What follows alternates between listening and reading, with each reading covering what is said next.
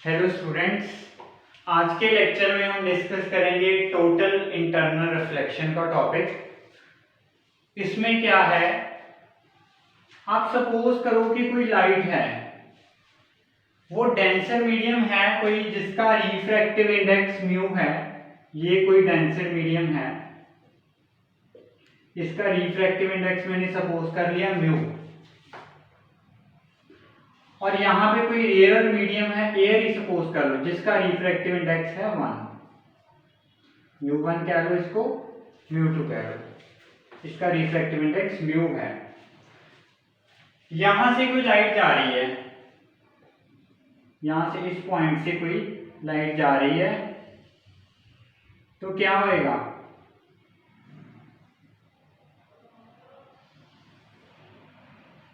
ये नॉर्मल है, ये रिफ्रैक्ट हो जाएगी अवे फ्रॉम द नॉर्मल, इस तरह।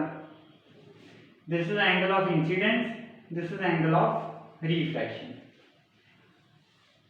यहां से लाइट आई, तो अगर मैं एंगल ऑफ इंसिडेंस को थोड़ा सा और बढ़ा दूं, एंगल ऑफ इंसिडेंस इंक्रीज कर दूं, तो ये लाइट इस तरह बेंड होती जाएगी। एक टाइम आएगा जब ये पैरेलल, ये लाइट जो है पैरेलल टू दिस सरफेस चली जाएगी। इसको इस तरह बढ़ाते गए, एक टाइम आएगा जब ये नॉर्मल के साथ 90 डिग्री का एंगल बना लेगी, पैरेलल टू दिस सरफेस जाएगी। जिस पॉइंट पे ये पैरेलल टू दिस सरफेस जाएगी, ये जो वाला दो मीडियम को जो सेपरेट कर रहा है, उस एंगल ऑफ इंसिडेंस को हम बोल देंगे क्रिटिकल एंगल। सबसे पहले टोटल इंटरनल रिफ्लेक्शन को समझने से पहले आपके लिए जरूरी है कि क्रिटिकल एंगल क्या होता है। तो लिख लो, क्रिटिकल एंगल क्या है। It is that angle of incidence, it is angle of incidence of light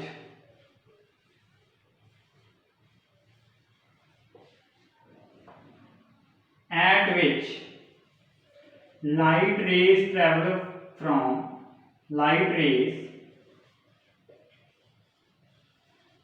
traveling from denser to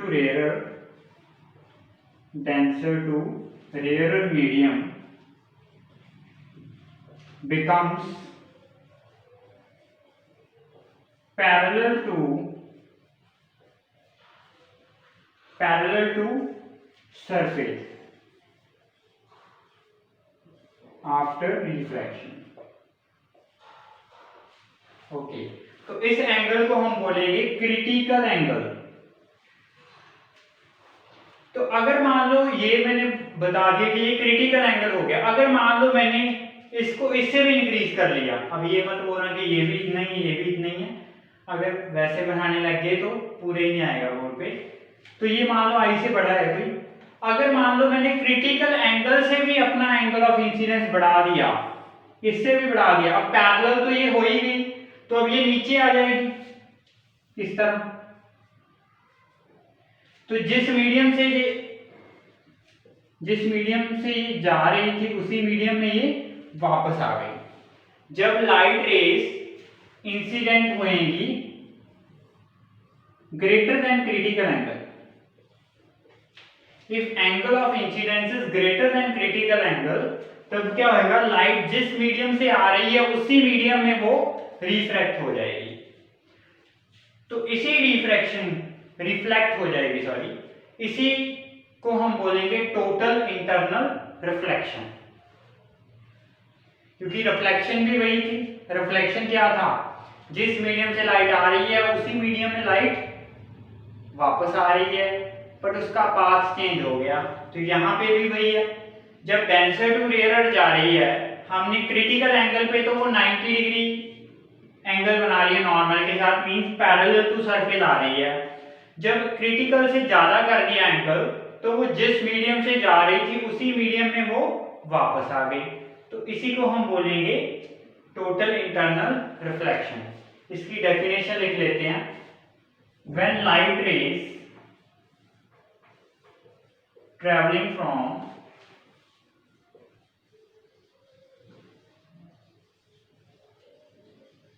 denser to rarer, D for denser, R for rarer, denser to rarer medium incident at angle, कौन से angle पे incident होएगी? Greater than critical angle. हर एक medium के लिए कोई ना कोई अलग अलग क्रिटिकल एंगल होएगा। Incident at an angle greater than critical angle, then it comes in same medium।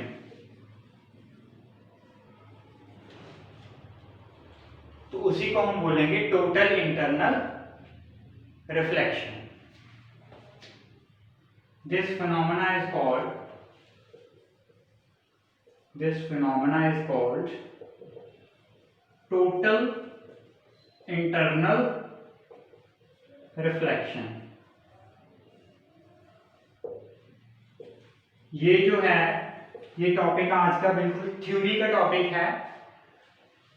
इसमें एप्लीकेशंस आएंगी तो ये और भी ज्यादा क्लियर हो जाएगा। और ये इंपॉर्टेंट टॉपिक है बोर्ड के लिए, वैसे भी इंपॉर्टेंट है और बोर्ड के लिए तो बहुत इंपॉर्टेंट है इसकी एप्लीकेशन वगैरह। तो अगर हम स्नेल्स लॉ अप्लाई करें यहाँ पे, अगर हम स्नेल्स लॉ अप्लाई करें क्रिटिकल एंगल वाले केस में, तो sine of critical angle into इस मीडियम का refractive index is equal to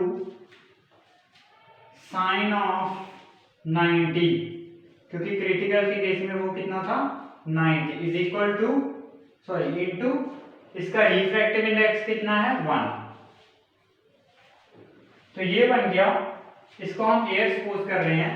sign 90 भी 1 होता है, तो sine of critical angle into mu, तो साइन ऑफ क्रिटिकल एंगल की जो वैल्यू आई that is 1 upon mu, 1 upon refractive index. तो यहां से आपको क्या पता चल रहा है कि अगर आपको किसी भी मीडियम का रिफ्रैक्टिव इंडेक्स पता हो कि इस मीडियम का रिफ्रैक्टिव इंडेक्स ये है, इसका ये है, तो आप उसके लिए क्रिटिकल की वैल्यू निकाल सकते हो, क्रिटिकल एंगल की वैल्यू निकाल सकते हो इस फॉर्मूला से। अगर आपको क्रिटिकल एंगल पता चल गया, क्वेश्चन कैसा आएगा कि ये लाइट इस मीडियम है और इस मीडियम में क्या है, लाइट आ रही है, इसका रिफ्रैक्टिव इंडेक्स इतना है, तो बताइए लाइट टोटल इंटरनल रिफ्लेक्शन यहाँ पे होएगी या वो बाहर चली जाएगी? तो आप क्या करोगे, आपको म्यू पता है, अगर आपको म्यू पता है, रिफ्रैक्टिव इंडेक्स पता है, तो आप उससे क्या निकाल लोगे, क्रिटिकल एंगल निकाल लोगे। अगर क्रिटिकल एंगल निकल गया फिर तो हमें पता चल जाएगा, अगर greater than critical angle incident हो रही है तो वो टोटल इंटरनल रिफ्लेक्शन का फिनोमेना होएगा, अगर लेस देन क्रिटिकल है तो वो रिफ्रैक्टिव होएगी, अगर इक्वल टू क्रिटिकल है तो वो इस तरह पैरेलल टू सरफेस जाएगी।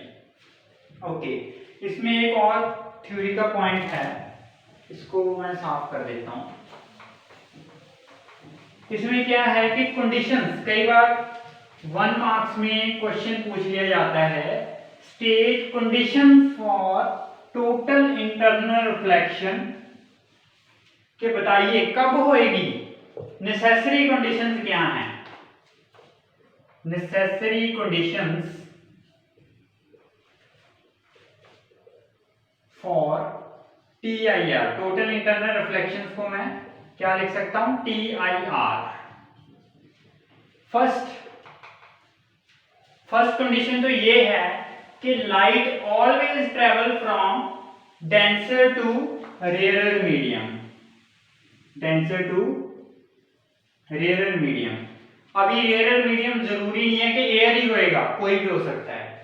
फर्स्ट कंडीशन तो यही है, light should always travel from denser to rarer medium. Second condition, इस केस में जा तो रही है, पर टोटल इंटरनल रिफ्लेक्शन तभी होएगी जब हमारा angle of incidence critical angle से बड़ा होएगा। सो हम लिख सकते हैं कि angle of incidence always greater than critical angle. क्यों? कब? जब टोटल इंटरनल रिफ्लेक्शन होनी है। तो ये नेसेसरी कंडीशंस हैं, ये भी इंपॉर्टेंट है। तो नेक्स्ट वीडियो में हम टोटल इंटरनल रिफ्लेक्शन की एप्लीकेशंस करेंगे, वो भी बहुत इंपॉर्टेंट है। आज के लिए इतना ही, थैंक यू।